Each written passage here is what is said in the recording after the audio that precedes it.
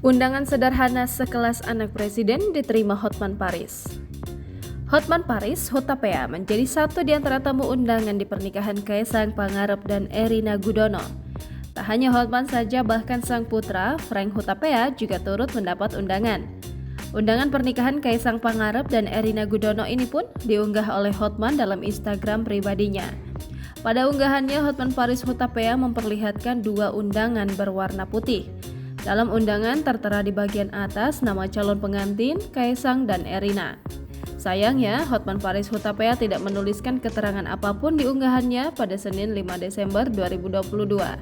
Meski begitu, postingan ini ramai menjadi perbincangan warganet, terutama karena bentuk desain dari undangan Kaisang Pangarep dan Erina Gudono ini sangatlah sederhana. Selain Hotman Paris Hutapea, ternyata Gus Miftah juga masuk dalam jajaran tamu yang diundang di pernikahan Kaisang Pangarep dan Erina Gudono. Namun Gus Miftah berhalangan hadir karena akan berada di Eropa saat jadwal pernikahan Kaisang dan Erina.